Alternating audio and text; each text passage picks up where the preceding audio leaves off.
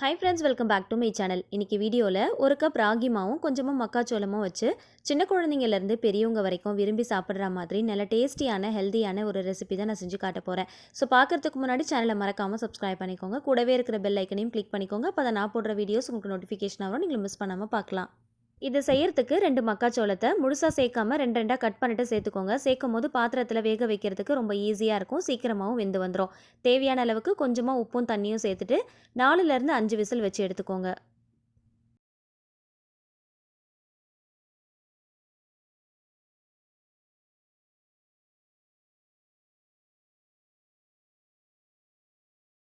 Pressure எல்லாமே ஆட்டோமேட்டிக்காக release ஆனதும் குக்கரை ஓப்பன் பண்ணி பார்க்கலாம். இந்த மாதிரி 2 கட் பண்ணிட்டு சேர்த்து வேக வைக்கும் போது சீக்கிரமாக வெந்து வந்துடும். உரிச்சு எடுக்கிறதுக்கும் ரொம்ப ஈஸியாக இருக்கும். இதை ஒரு தட்டுக்கு மாற்றி நல்லா ஆற வச்சுட்டு தனித்தனியாக உரிச்சு எடுத்து வச்சுக்கோங்க. ஒரு மசாலா ரெடி பண்ண போகிறோம். அதுக்கு இடிகல்ல 4 பல்லு பூண்டு, ஒரு சின்ன துண்டு இஞ்சி, 1/4 ஸ்பூன் அளவுக்கு மட்டும் மிளகு சேர்த்து நல்லா இடித்து எடுத்துக்கோங்க. இதை அரைக்கக்கூடாது, நல்லா இடித்து தான் எடுக்கணும்.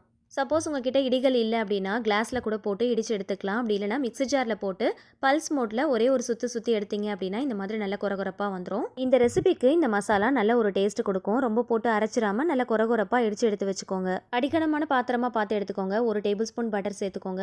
பட்டர் சேர்த்து பண்ணும்போது டேஸ்ட் ரொம்ப நல்லாயிருக்கும். உங்ககிட்ட இல்லை அப்படின்னா நீங்கள் ஆயில் கூட சேர்த்து பண்ணலாம். அப்படி இல்லைனா கீ கூட சேர்த்து பண்ணலாம். இப்போ இடித்து வச்சிருக்கிறது இது கூட சேர்த்துக்கலாம். ஒரு பெரிய வெங்காயம், ஒரு பச்சை மிளகாய் சேர்த்துட்டு நல்லா வதக்கி விட்டுக்கலாம். சின்ன குழந்தைங்களுக்கு கொடுக்கறதுனால காரம் அதிகமாக சேர்க்க வேண்டாம். ஒரே ஒரு பச்சை மிளகாய் நறுக்கிட்டு சேர்த்தோம் அப்படின்னா கரெக்டாக இருக்கும். இஞ்சி மிளகுலாம் சேர்த்துருக்கிறதுனால காரம் ரொம்ப சரியாக இருக்கும்.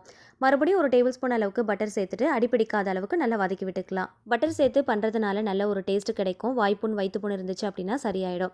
ரொம்ப வதக்கணும் அப்படிங்கிற அவசியம் இல்லை. ஓரளவுக்கு கண்ணாடி பதம் வர அளவுக்கு வதக்கிக்கோங்க. இப்போ தேவையான அளவுக்கு கொஞ்சமாக உப்பு சேர்த்துக்கலாம்.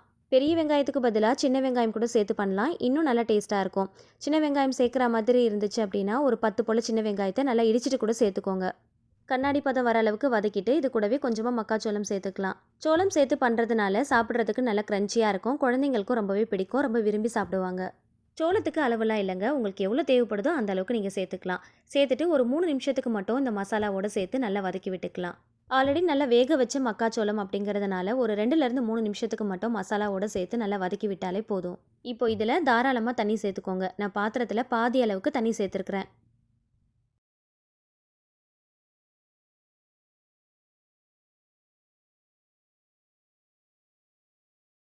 ஒரு பவுலில் 2 டேபிள் ஸ்பூன் அளவுக்கு ராகி மாவு எடுத்துக்கலாம். ராகி மாவு சேர்த்து பண்ணும்போது நல்லா ஹெல்த்தியாக இருக்கும் அப்படிங்கிறதுக்காக நான் இந்த மாவு சூஸ் பண்ணியிருக்கிறேன். கொஞ்சமாக தண்ணி சேர்த்து கட்டி இல்லாமல் நல்லா கலந்து எடுத்துக்கலாம். ஒரு ஃபோக் ஸ்பூன் யூஸ் பண்ணி மிக்ஸ் பண்ணிங்க அப்படின்னா கட்டி இல்லாமல் ரொம்ப ஈஸியாக மிக்ஸ் பண்ணி எடுத்துடலாம். ராகி மாவில் எக்கச்சக்கமான ஹெல்த் பெனிஃபிட்ஸ் இருக்குது அப்படிங்கிறது நம்ம எல்லாருக்குமே தெரியும். உடம்புக்கு ரொம்பவே நல்லது. உடம்புல சுத்தமாக ரத்தமே இல்லை, ஹீமோக்ளோபின் ரொம்ப கம்மியாக இருக்குது, ஹெச்பி லெவல் அதிகமாகவே ஆக மாட்டேங்குது, ரொம்ப அனிமிக்காக இருக்கிறாங்க, இரும்பு சத்து கம்மியாக இருக்குது, இந்த மாதிரியான ப்ராப்ளம்ஸ் இருக்கிறவங்களுக்கு கண்டிப்பாக இதை செஞ்சு கொடுங்க. கலந்து வச்சிருக்கிற ராகி மாவை இது கூட சேர்த்து நல்லா மிக்ஸ் பண்ணி விடுங்க. கொஞ்சம் கூட கைவிடாமல் கண்டினியூஸாக நீங்கள் மிக்ஸ் பண்ணி விடணும். அப்படி இல்லைன்னா கட்டியாக ஆரம்பிச்சிரும். இந்த மாதிரி ஸ்டிக் யூஸ் பண்ணி மிக்ஸ் பண்ணிங்க அப்படின்னா மிக்ஸ் பண்ணுறதுக்கு ரொம்ப ஈஸியாக இருக்கும். அப்படி இல்லைன்னா நீங்கள் கரண்டி கூட யூஸ் பண்ணி மிக்ஸ் பண்ணி விடலாம். நல்ல கனமான பாத்திரமாக பார்த்து எடுத்துக்கோங்க. ப்ரெஷர் குக்கர் சூஸ் பண்ணிக்கிட்டீங்க அப்படின்னா ரொம்ப ஈஸியாக இருக்கும், அடிப்பிடிக்காமல் இருக்கும், மிக்ஸ் பண்ணுறதுக்கும் ரொம்ப ஈஸியாக இருக்கும். ராகி மாவு சேர்த்து நல்லா மிக்ஸ் பண்ணதுக்கப்புறமா அடுப்பை ஃபுல் சிம் ஃப்ளேமில் வச்சுட்டு அப்படியே நல்லா வேக விடுங்க. அப்போ தான் கட்டிப்படாமல் இருக்கும். இப்போ ஒரு பவுலில் ஒரே ஒரு எக்கை உடச்சி ஊற்றிருக்கிறேன். எக்கை நல்லா பீட் பண்ணி எடுத்துக்கலாம். உங்களுக்கு தேவைப்பட்டுச்சு அப்படின்னா நீங்கள் 2-3 எக்கு கூட சேர்த்துக்கலாம். எக்கு சேர்த்து பண்ணுறதுனால நல்ல டேஸ்ட்டாக இருக்கும், டெக்ஸ்சரும் பார்க்க நல்லா இருக்கும், நல்ல ஹெல்த்தியும் கூட. ராகி மாவை ஃபுல் சிம் ஃப்ளேமில் வச்சு நல்லா வேக விடுங்க. நல்லா வெந்துட்டு இருக்கும் போதே நம்ம பீட் பண்ணி வச்சிருக்கிற எக்கை இது கூட சைடில் சேர்த்துக்கோங்க. சேர்த்து கைவிடாமல் நல்லா மிக்ஸ் பண்ணி விடுங்க. நம்ம ராகி மாவு சேர்க்கும் போதும் சரி, எக்கு சேர்க்கும் போதும் சரி, கைவிடாமல் கண்டினியூஸாக மிக்ஸ் பண்ணி விடணும். அப்போ தான் கட்டிப்படாமல் இருக்கும்.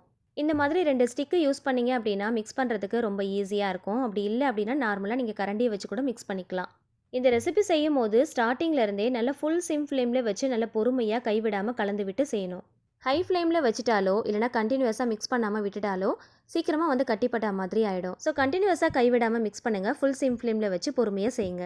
ஓரளவுக்கு திக்கான கன்சிஸ்டன்சி வந்ததும் ஸ்டவ் ஆஃப் பண்ணிவிட்டு நறுக்கின கொத்தமல்லி இலைகளும் ஸ்ப்ரிங் ஆனியன் இருந்துச்சு அப்படின்னா நீங்கள் சேர்த்துக்கோங்க. அது ஃபுல் அண்ட் ஃபுல் ஆப்ஷனல் தான், உங்களோட சாய்ஸ் தான். சேர்த்தோன்னா டேஸ்ட்டாக இருக்கும், டெக்ஸ்சரும் பார்க்குறதுக்கு அழகாக இருக்கும். ரொம்ப விட்டுட்டோம் அப்படின்னா ரொம்ப திக்காக ஆரம்பிச்சிடும். ஸோ ரொம்ப திக்காகவும் இல்லாமல் ரொம்ப லிக்விடாகவும் இல்லாமல் செமி சாலிட் கன்சிஸ்டன்சியில் இருக்கும் போதே ஸ்டவ் ஆஃப் பண்ணிடுங்க.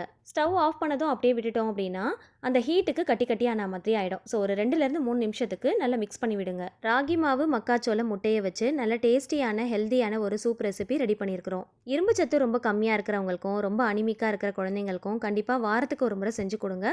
நல்ல டேஸ்டியாக இருக்கும், நல்ல ஹெல்தியும் கூட. ராகி மாவு வச்சு எப்பயும் ஒரே மாதிரி ரெசிபி பண்ணாமல் இந்த மாதிரி சூப் மாதிரி செஞ்சு கொடுத்தீங்க அப்படின்னா சின்ன குழந்தைங்கள்லேருந்து பெரியவங்க வரைக்கும் கண்டிப்பாக விரும்பி சாப்பிடுவாங்க. கடைசியாக கொஞ்சமாக பெப்பர் தூவிட்டு கொடுத்தீங்க அப்படின்னா குடிக்கிறதுக்கு ரொம்ப டேஸ்ட்டாக இருக்கும். கண்டிப்பாக இந்த ரெசிபியை மறக்காமல் ட்ரை பண்ணி பாருங்கள். டீ காஃபியை ஸ்கிப் பண்ணிட்டு இந்த மாதிரி ஹெல்தியான ஒரு சூப் ரெசிபியை செஞ்சு கொடுங்க. இது லஞ்ச் பாக்ஸ் நீங்கள் பேக் பண்ணும்போது சைடில் ஒரு பாக்ஸில் கூட இந்த சூப் ரெசிபியை கூட நீங்கள் பேக் பண்ணி கொடுத்து அனுப்பலாம். இதில் கார்ன் சேர்த்து பண்ணியிருக்கிறதுனால குழந்தைங்களுக்கு ரொம்ப பிடிக்கும். ஸோ கண்டிப்பாக விரும்பி குடிப்பாங்க. சப்போஸ் உங்ககிட்ட மக்காச்சோளம் இல்லை அப்படின்னா அதுக்கு பதிலாக நீங்கள் வெஜிடபிள்ஸ் யூஸ் பண்ணி கூட இந்த ரெசிபியை நீங்கள் ப்ரிப்பேர் பண்ணி கொடுக்கலாம். வீடியோ பிடிச்சா மறக்காமல் லைக் பண்ணுங்கள். ஃபேமிலி அண்ட் ஃப்ரெண்ட்ஸ் கூட ஷேர் பண்ணிக்கோங்க. கண்டிப்பாக ட்ரை பண்ணி பார்த்துட்டு ஃபீட்பேக் ஷேர் பண்ணுங்கள். இந்த மாதிரி இன்னும் டிஃப்ரெண்ட்டான இன்ட்ரெஸ்டிங்கான ரெசிபிஸ் தெரிஞ்சுக்க என்னோட சேனலை மறக்காமல் சப்ஸ்கிரைப் பண்ணிட்டு தொடர்ந்து சப்போர்ட் பண்ணுங்கள். Thank you so much. கீப் வாட்சிங்.